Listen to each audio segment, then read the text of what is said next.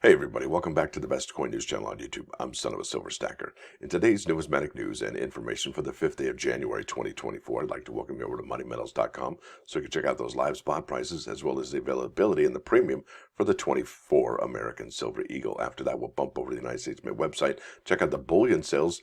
Then we're going to bounce over to Facebook. Got a really huge bit of information I wanted to share with you. And then we'll be talking about the Harriet Tubman Commemorative Coin Program. And not only that, if you've been living under a rock, I guess, you may have not noticed that the Harriet Tubman coin is everywhere on the news today. So that's going to be huge. And then I'm going to give a little bit of a history and a background to what Harriet Tubman did, and then we'll do our plus ones. But before all that, if you're new here, don't forget to like, share, and subscribe. We're trying to get to 300 million subs. That way we can open up the Son of a Silver Stacker store. No, it's really 10,000, but it's funny to hear that. Now, over here, let's get to it. Gold is down 480 to 2049.40. Silver down 4 pennies to 23.15. Platinum down 10.50 to 961.20, and palladium down 14.65 to 10.60.60. You're looking at an in-stock American Silver Eagle from 2024, whose premium is $7.19. They're going to sell those to you for $30.34, and they'll buy them back for $24.74 each. Now, here we go to the bullion sales at the United States Mint. Sales totals by month are updated every weekday by 5 p.m. Eastern. No new tale to tell, otherwise we'd have these drop off, these highlights that you see currently. So we're at 39,000 1-ounce gold eagles, and we're at 3,179,000 silver 1-ounce American Eagles. So there you go. That's that information. Now, bam, there it is.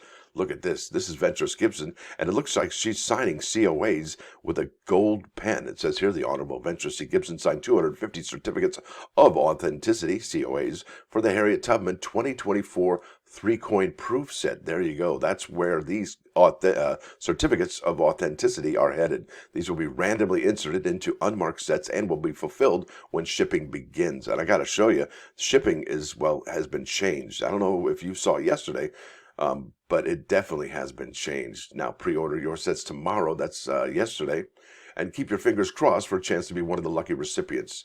And that is amazing. So like I said, she's signing with that gold pen. Looks like right there. She's a lefty, as you can tell by just looking at her signature. You wouldn't need to see that picture to know that.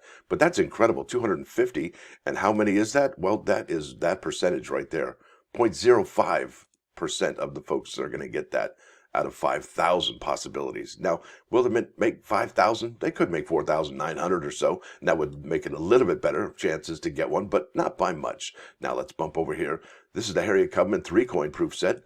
Now, it says here, after freeing herself from slavery, Tubman became a conductor, risking her life, guiding around 70 people to freedom. Tubman also went into serve as a nurse, a scout, a spy for the Union Army during the Civil War. After the Civil War, until her death in 1913, she lived a life committed to freedom, women's suffrage, and dignity for all people. Now it says here, join us in celebrating her legacy with this limited edition three-coin set that beautifully displays all three proof coins together in a decorative package. Only 5,000 of these are going to be produced. And what's interesting is the United States Mint actually doesn't make an uncirculated three-coin set, which I think they should, really. I mean, come on, let's break it down.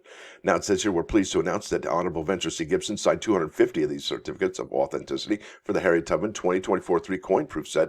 Now, we didn't know if this was going to be for the silver proof, the clad proof, or maybe the silver uncirculated or the clad uncirculated, but we finally have confirmation that these will be randomly inserted into unmarked sets of the three-coin proof set. So keep your fingers crossed if you're going to be purchasing one of those. Now, here you go. If you're going to purchase this Harriet Tubman three-coin proof set, you're going to be spending $836.25.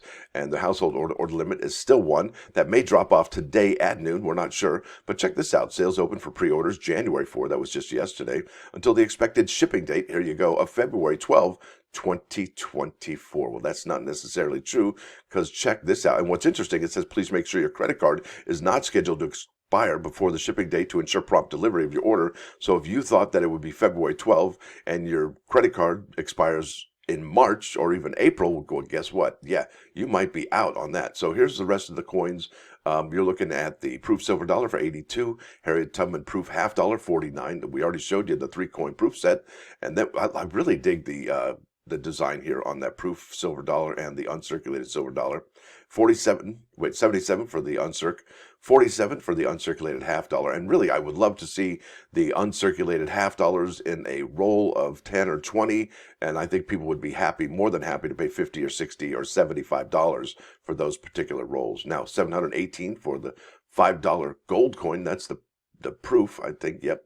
And then there's the uncirculated $5 for 708. So it's a $10 difference there. 47 and 49 looks like a, what is that, $2 difference there between the proof half dollar and the uncirculated half dollar. And then you're looking at 82 and then 77, which might be about $5 there.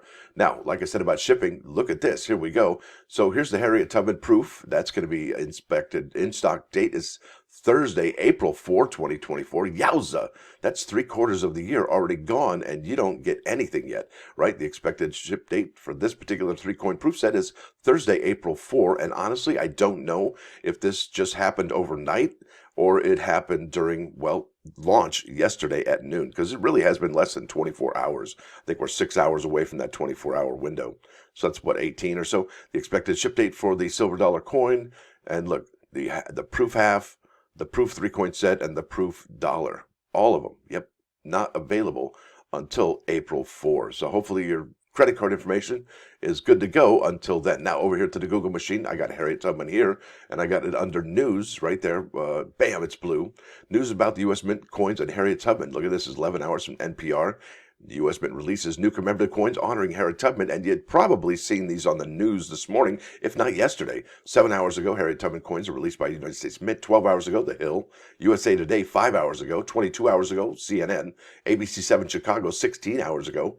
CBS News, 15 hours ago. There you go. It's there. It's all there for you. So this is kind of a big deal. Look at that. Syracuse, New York. U.S. Mint releases 3 Harriet Tubman coins. So not only is it in the national news, it's in the local news as well. So why is this a big deal? You're probably asking. Well, here you go. This is historychannel.com, and it says here, Tubman becomes military leader. Now, it says for months, Tubman worked as a laundress opening, what's this over here? I don't even know. It's kind of distracting. Later. Tubman worked as a laundress, opening a wash house, serving as a nurse until she was given orders to form a spy ring. That sounds pretty amazing. Tubman had proven herself invaluable at gathering clandestine information, forming allies, and avoiding capture as she led the Underground Railroad. In her new role, Tubman assumed leadership of a secret military mission in South Carolina's Low Country. That's amazing. First and foremost, her priorities would be to defeat and destroy the system of slavery, and in doing so, to defeat the Confederacy, said Brandy Brimber, a history professor at Spelman College and slavery historian. I can't even talk this morning. And there she is. That's Harriet Tubman, and she's got a, looks like a firearm there. During the Civil War, Harriet Tubman served as a spy and militia leader with the Union forces. Here we go. Tubman partnered with Colonel James Montgomery, an abolitionist who commanded the 2nd South Carolina Volunteers, a black regiment. Together, the two planned a raid along the Combahee River to rescue enslaved people, recruit freedmen into the Union Army, and they recruited about 100 of them, and obliterate some of the wealthiest rice plantations in the region, which they did. Montgomery had around 300 men, including 50 from the 3rd Artillery, Rhode Island Artillery Unit Regiment, and Tubman rounded up 8 scouts who helped her map the area and send word to enslaved people when the raid took place. She was fearless and she was courageous, said Kate Clifford Larson, historian and author, Bound for the Promised Land, Harriet Tubman, Portrait of an American Hero. She had sensibility. She could get black people to trust her, and Union officers knew that they were not trusted by the local people. You know, this lady had more guts than probably any of us here living today, I would think. And I don't mean to be, hyperbolic or using hyperbole, but who has fearlessness like that, right? Just whatever, I'll do it to it, Overnight raids launched from the river. Night of June 1st, 1863, Tubman and Montgomery on a federal ship to John Adams led 2 other gunboats, the Sentinel and Harriet A. Weed, out of the St. Helena Sound towards the Combahee River. En route, the Sentinel ran aground, causing troops from that ship to transfer to the 2 other boats. As explained by Catherine Clinton's book, Harriet Tubman, The Road to Freedom, Tubman, who was illiterate, couldn't write down any intelligence she had gathered. Instead, she committed everything to memory. Now, how much of us have that great a memory, right? Guiding the ship towards strategic points near the shore where fleeing slaves were waiting and Confederate property could be destroyed, all while leading the steamers away from known torpedoes. Yowza! They needed to take gunboats up the river, said Clinton. They could have been blown up if they hadn't had her intelligence. Now, around 2:30 a.m. on June 2nd, the John Adams and the Harriet A. Weed split up along the river to conduct different raids. Tubman led 150 men on the John Adams towards the fugitives, right? Tubman, later commenting on the raid, said once the signal was given, she saw slaves running everywhere with women carrying babies, crying children, squealing pigs, chickens, and pots of rice. Could you imagine the chaos that ensued? Rebels tried chasing down the slaves, firing their guns on them. One girl was reportedly killed. As the escapees ran to the shore, black troops and rowboats transported them to ships, but chaos ensued in the process. Tubman, who didn't speak the region's Gula dialect, and that's all along the coast, I think, from Georgia, South Carolina, and possibly North Carolina. And I think that actually there are folks that still speak that language in the coastal region of South Carolina, south of Charleston, if I'm not mistaken. Reportedly went on deck and sang a popular song from the abolitionist movement that calmed the group down. More than 700 escaped slavery and made it into the gunboats.